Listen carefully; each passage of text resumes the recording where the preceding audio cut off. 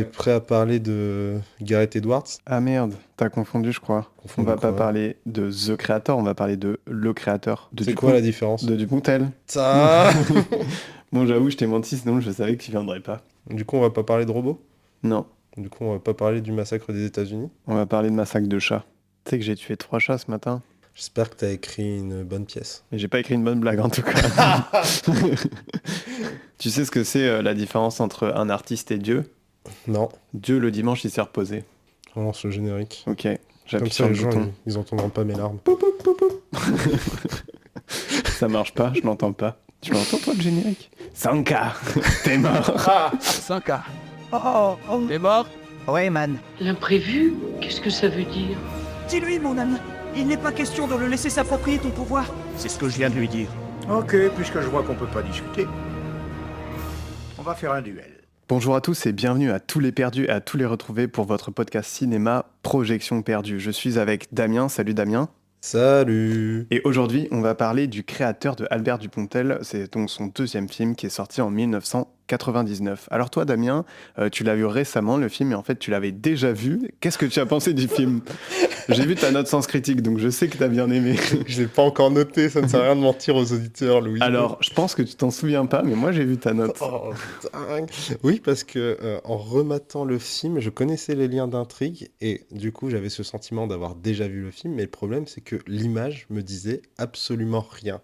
Donc oui, alors on peut dire qu'indirectement, j'ai redécouvert le créateur de Albert Dupontel. Alors moi, je me suis éveillé à son cinéma très récemment, comme beaucoup de Français sur ses autres films.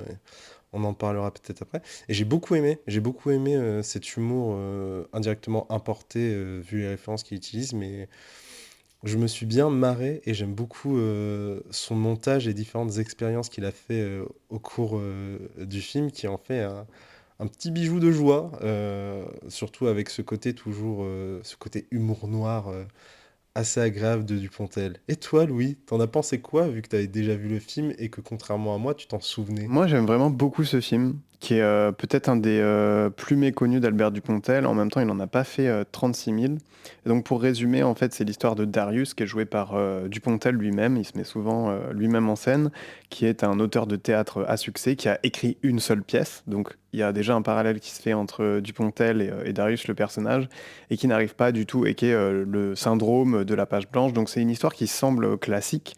Sauf que là, ça va aller dans une espèce d'absurdité que moi j'adore, qui est très Monty Pythonesque, comme on le disait en off, et où va trouver une méthode pour pouvoir écrire qui est un petit peu particulière, quoi, pour faire éveiller son inconscient, etc. Et d'ailleurs, tu as mis 8 sur Sens Critique, tu pourras voir que tu l'as déjà noté.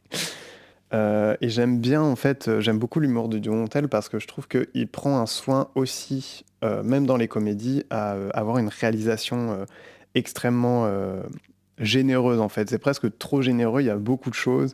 Il y a des caméras qui passent entre les murs, il y a des caméras qui tournent, il y a des points de vue POV, il y a des points de vue POV d'un chat, donc point of view, hein, T'as aussi des première caméras dans personne. des Il y ascenseurs. a des caméras dans des ascenseurs, il utilise beaucoup de grands angles, etc. Et alors, quand il a travaillé avec son chef-op pour le film, apparemment, en fait, il a un découpage qui est extrêmement précis et qui est suivi à la lettre. Et je trouve que ça se sent parce que c'est très rythmé, pas seulement dans les blagues, mais dans les plans. Il a mis beaucoup de temps au montage. Et c'est aussi une image qui est pas du tout commune, en fait, dans les comédies. Parce que ça a été inspiré par le peintre Hammershey, en fait, c'était ça un peu la référence.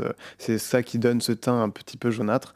Alors après, dans la version qu'on a regardée, je pense que c'est pas restauré, donc la qualité n'était pas incroyable. J'ai jamais réussi à trouver le film ensuite en version de très bonne qualité.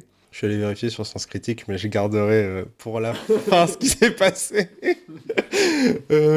Albert Dupontel est de retour à la réalisation après Bernie, si je me trompe pas. Il est aussi co-scénariste. Il est accompagné par Gilles Laurent au niveau du scénario, qui était aussi présent avec lui sur Bernie. Comme j'en ai parlé, Dupontel, comédien, réalisateur, auteur. D'ailleurs, j'écris auteur avec un H pour dire à quel point son niveau est haut et très prolifique, parce que quand on regarde à combien il est de films aujourd'hui, c'est assez dingue. D'ailleurs, on a eu l'idée de faire cet audio par rapport à son dernier film qui est sorti mais qu'on n'a pas encore vu. Tu as ce que je disais tout à l'heure où il a gagné en succès avec Au revoir là-haut, qui a quasiment tout pris au César, meilleure adaptation, meilleure réalisation, meilleur décor, costume et photo. Pareil pour Adieu les cons, qui a même pris meilleur film, ou un acteur que j'aime beaucoup, qui a aussi gagné meilleur acteur pour un second, qui est Nicolas Marié, que j'aime beaucoup revoir, qui joue le directeur du théâtre. C'est quelqu'un, Albert Dupontel, qui s'amuse avec la forme du film par ses placements de caméra, ses mouvements de caméra, mais aussi la façon dont il joue entre la fiction, la diésèse de son film et l'extérieur. Par exemple, on a la personne qui s'occupe de faire les artifices et de s'occuper des accessoires dans le théâtre, qui brise continuellement le quatrième mur, et c'est très bizarre parce qu'il nous parle à nous, mais il y a aussi une scène où tu as deux personnes qui sont enfermées dans une pièce, il était en train de nous parler, il se met à chanter une chanson, et quand on revient dans la pièce, il y a deux personnages qui discutent, mais on entend encore le gars en train de crier à l'extérieur de la pièce. Euh, pour finir sur le film, de ce que j'ai vu, c'est un des préférés de Dupontel, mais du coup, qui a peu de chance parce qu'il a coûté 5 millions, il a fait que 200 000 entrées, et ça l'a beaucoup traumatisé. Et le film m'a particulièrement marqué parce qu'en regardant la façon dont les caméras étaient mis en mouvement, les différents décors que tu avais, et même la couleur de l'image, ce que je ne savais pas, qui était une référence quand tu me l'as dit, bah, ça m'a beaucoup rappelé ce qu'on appelle de manière un peu mélangée et fourre-tout, mais en même temps ça se voit quand tu regardes tous, l'esthétique Canal+, que tu retrouves un peu au niveau de l'humour que tu avais à l'époque dans Les Guignols ou dans les autres émissions de Canal+, et quand tu regardes le créateur, tu retrouves vraiment ce côté Canal+, avec une caméra en fait très énergétique, une histoire souvent drôle, avec un humour quand même assez particulier qu'on pouvait trouver que sur cette chaîne privée, et qu'il l'a encore. Mais l'un des facteurs au cœur du film, le créateur, c'est la création en question. Et au départ, on voit juste ce personnage qui a juste bu, et on se dit que c'est normal, et ensuite on comprend qu'il boit énormément pour différentes raisons. Il pense que c'est ça qui l'a emmené... enfin, c'est pas ça qui l'a emmené à créer, mais c'est suite à une cuite qu'il a créé son premier grand chef-d'œuvre, ce qu'on peut mettre peut-être indirectement en lien avec l'idée de l'ivresse de la création, et qui derrière va en découler sur des meurtres. Ouais, je trouve qu'il parle un peu aussi du mythe de justement, il aurait pu dire l'auteur et tout, et le créateur. Créateur, c'est un mot très fort. D'ailleurs, le personnage, il se compare souvent à Dieu en mode comment Dieu il fait pour créer, etc. Et donc, il y a un peu ce truc-là de parler de l'artiste qui se pense vraiment quelqu'un de très important, alors que ben, c'est un métier comme un autre, j'ai envie de dire. Et même si on peut donner une image aux artistes qui est souvent un peu cette espèce de génie solitaire, voilà, qui boit et qui du coup va avoir l'inspiration, ou souvent le cliché aussi de la drogue, de se dire ah je me drogue et c'est mon inconscient et tout qui va ressurgir, etc. Alors, et ça en fait c'est vraiment des clichés parce que n'importe quel auteur, alors il y en a un qui se drogue, etc. Mais en fait beaucoup d'auteurs, des gens qui écrivent des histoires ou d'artistes savent très bien que c'est pas comme ça que ça marche, quoi. Tu as des influences, tu as du travail, évidemment, tu as un peu de ta personnalité, etc. Et je trouve que, du coup, le film, il marche assez bien pour montrer ça, cette absurdité de qu'est-ce qu'un artiste, en fait. Au final, tu as un peu un mélange avec un mouvement aux États-Unis, dont j'essaye de retrouver le nom, mais qui est porté, peut-être que dès que je vais vous le dire, vous allez faire ah, mais oui, c'est vrai, c'est lui, c'est Hunter Stockton Thompson, du coup, qui est connu pour être l'auteur de Las Vegas Parano, qui a donné le film adapté. Ah voilà, du journalisme gonzo, c'est-à-dire tu te plonges à fond dans ce que tu es en train d'étudier, et tu as ce truc un peu hardcore de prendre de la drogue et tout pour être à la fois dans ton thème et accéder à ce côté de création supérieure. Ce qui est plus ou moins ce que tu disais justement avec ce truc de il aurait pu s'appeler l'auteur mais il a choisi le créateur. Il y a ce truc de finalement dépasser sa condition humaine pour donner une œuvre qui sera créée et qui indirectement, si elle réussit comme au début du film, va lui donner un statut assez privilégié, va être mis à part parmi les hommes, et c'est quelque chose que tu retrouves un peu que tu retrouves logiquement dans le film, mais tu as aussi un autre truc qui est mis en avant, c'est que tu as tout ce truc que lui n'aime pas le fait qu'il soit obligé de boire pour pouvoir créer, il aimerait le faire naturellement, et tu retrouves peut-être cette idée d'accouchement, finalement, de quelque chose de douloureux que tu n'aimes pas faire, mais qui permet de produire une création qui suscitera éventuellement du succès derrière. Tu as aussi un autre moment qui est intéressant, qui est... tu as un moment où il est habillé en chevalier, en armure, et il commence à aller massacrer beaucoup de monde. Et je me suis demandé si le fait que c'était C'est pas lié... beaucoup de monde, c'est juste des Bretons. Tu as ce côté un peu croisade au final de lui qui part en quête de sa future création en espérant s'en sortir. Et tu as aussi, et ça on le voit à la fin du film, une mise en avant sur indirectement la mégalomanie de l'artiste qui est en mode je suis le créateur, je suis celui qui crée, on ne peut pas m'influencer, on ne peut pas dire ce que je dois faire vu que je suis celui qui sait et donc je fais ainsi. Je pense que j'ai une théorie, c'est que Alexandre Astier et Dupontel, c'est des némésis. Je pense que Alexandre Astier, c'est le côté obscur de Dupontel. Parce que les deux, ils ont commencé à faire de l'humour. Les deux, ils ont fait des sketchs ensuite à la télé. Ensuite, les deux, ils ont fait des films. Les deux, ils font de l'humour. Et les deux veulent, entre guillemets, donner des lettres de noblesse à l'humour. C'est-à-dire que Alexandre Astier, il est tout le temps dans un truc en mode oui, il faut que l'humour se soit bien réalisé et tout. Du coup, j'ai pris des Alexa pour tourner Kaamelott et tout. Et Dupontel, lui, il fait de la vraie mise en scène, quoi, pour le faire. En fait, ce que Alexandre Astier dit qu'il faut faire pour l'humour, je trouve que Albert Dupontel le fait. C'est-à-dire qu'il va s'appliquer à vraiment avoir quelque chose de très très dramatique, en fait il s'inspire beaucoup de Chaplin aussi. Il dit que Chaplin c'est un grand maître parce qu'il peut faire rire et en même temps faire réfléchir et en même temps avoir un vrai drame, etc.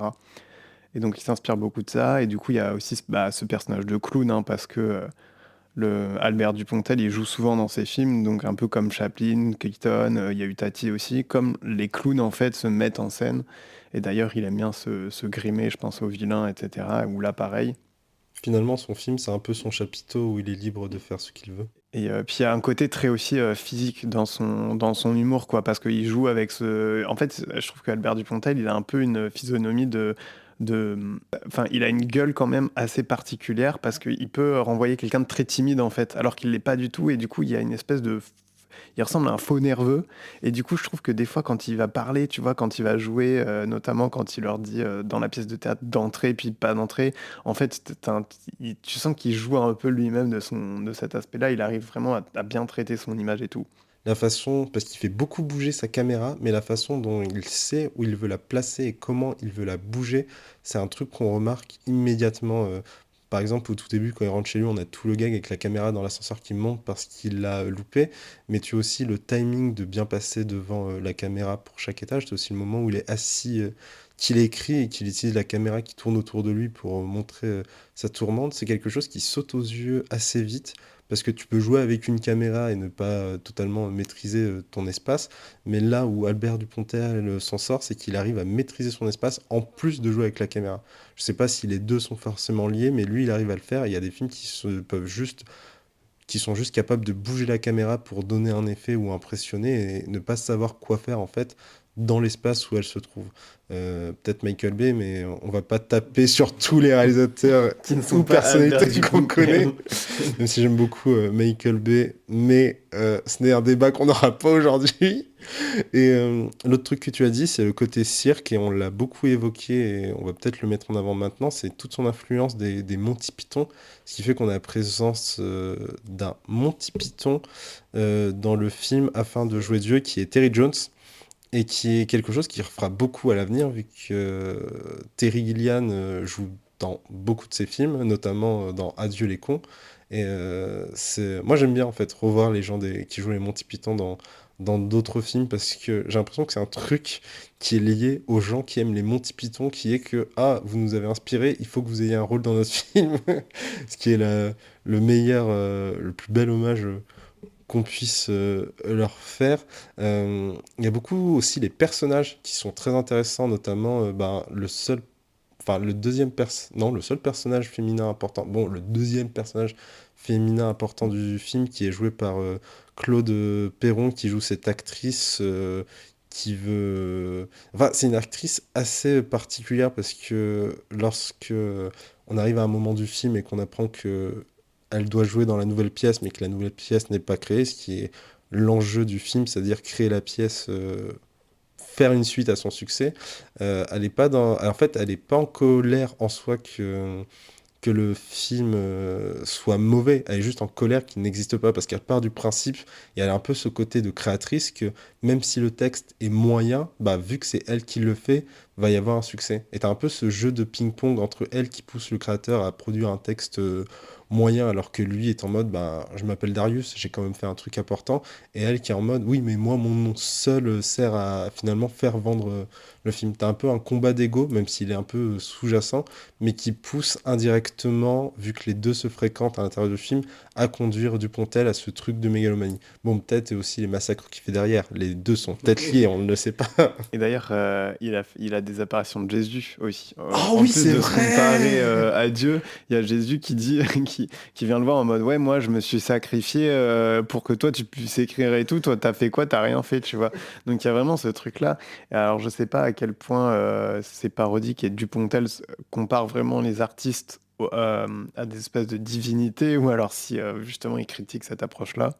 J'ai repensé à la scène où il n'a pas écrit le scénario et qu'il est en train de le vendre à l'actrice principale et au directeur du théâtre, qui est juste extrêmement content, et qu'on retombe sur ce que tu disais tout à l'heure, c'est-à-dire que Dupontel, c'est quelqu'un qui peut jouer un gars extrêmement nerveux et inquiétant, et en même temps un très grand timide, notamment parce qu'il arrive à bafouer sur ses mots et qui commence à vendre un concept plutôt qu'une pièce qui est un truc d'escroc, et que pendant qu'il l'écrit, à un moment où le directeur du théâtre qui était présent comprend ce qu'il disait au début, alors que les deux, en fait, n'ont aucun lien. C'est que c'est-à-dire qu'une fois que quelqu'un a fait quelque chose de bien, tu vas avoir un biais et tu vas te dire, en fait, tu vas associer tout ce qu'il fait à des trucs bien, tu vois. Ça s'appelle le biais d'aura. C'est un biais cognitif. La question de génie aussi est intéressant à l'intérieur du film, parce que tu as ce côté créateur, donc créé ex nihilo, ce qui est un truc que tu n'as pas techniquement dans les œuvres qui sont produites. La première pièce dans le film que fait Darius, c'est lié justement à ses démons, le fait qu'il boit énormément et que finalement, même en étant entouré, il se sent seul. Et la deuxième pièce, c'est lié à un accident qui est arrivé, qui est juste la mort d'un chat, et qui tourne tout autour. Et c'est vraiment ce truc dans le film qui est intéressant, c'est que tu as besoin d'être accroché au réel pour pouvoir créer. Justement, tu dois... et peut-être que le film dit l'inverse, que tu dois être dans la réalité pour pouvoir créer des trucs qui sont bons. Et c'est pour ça qu'il a peut-être la fin qu'il a. La création, ça vient toujours de quelque part, quoi. Je reviens sur le fait que les artistes qui sont vus parfois comme des grands artistes parce qu'ils ont fait un truc et du coup tout ce qu'ils vont faire vont être incroyables. Ça me fait penser à Tim Burton. non, ça me fait penser à Wes Anderson dans The French Dispatch où t'as un gars qui fait des peintures en prison et tu sais il fait des peintures un peu de viande ou je sais plus exactement de rouge, sauf que c'est de la peinture abstraite et en fait à un moment il dessine parfaitement bien un oiseau et et les gens disent ah mais ça aurait été nul s'il savait pas dessiner, mais vu qu'il dessine parfaitement bien l'oiseau et qu'il décide de faire ça, ça veut dire que c'est volontaire, donc ça a une valeur, tu vois. Comme si la valeur, c'était par rapport aux autres choses que tu faisais. C'est comme David Lynch, je sais pas si tu sais, il a une chaîne YouTube où tous les jours il dit la météo de la journée. Ou alors des fois il tire une boule et il fait And today's number is. Et là il tire une boule, tu vois. Mais ça marche que parce que c'est David Lynch qui a fait Twin Peaks, qui a fait des chefs-d'œuvre, tu vois. C'est parce qu'il a N'importe déjà qui son ferait aura. ça. Voilà, c'est ça, il a déjà son aura. Et en fait, n'importe qui ferait ça, tout le monde sera en mode mais qu'est-ce que c'est que ça? C'est vrai, tu as un peu ce truc de dire bah, c'est de l'art contemporain directement. Les gens font ouais, bah, c'est pompeux et ça réfléchit sur rien. Et t'es en mode bah, soit c'est un délire, soit c'est une réflexion, mais c'est une réflexion qui est liée au personnage. Et le personnage ayant déjà fait ses preuves, tu l'estimes, tu vois, tu le jettes pas à la poubelle immédiatement. Tu prends du temps pour essayer de réfléchir, que ce soit fait à l'arrache ou pensé. J'ai une question qui du coup est assez intéressante, vu que toi tu as vu tous les Dupontel et que tu m'as dit que tu les avais bien en tête, ou alors tu vas payer ton excès d'orgueil. Est-ce qu'on peut parler d'un Dupontel verse au final? Parce que quand tu regardes ces films, ils ont tous, bah, c'est logique vu qu'ils sont liés à la façon dont il les écrit, mais ils ont tous finalement un univers qui est un peu semblable. Tu retrouves dans son style d'écriture ce truc qui est un peu clown à chaque fois, sauf j'ai l'impression dans Au revoir là-haut, mais Ouais. c'est parce que c'est peut-être une adaptation. Mais c'est à toi de me le dire. Bah, c'est vrai qu'il me semble que c'est sa seule adaptation, et c'est vrai qu'en fait, en termes de style, il s'éloigne vraiment parce qu'il est vraiment moins dans le comique pur, même s'il y a quand même de l'humour dedans. Ouais, je trouve qu'il y a un truc qui revient dans tous les Dupontel.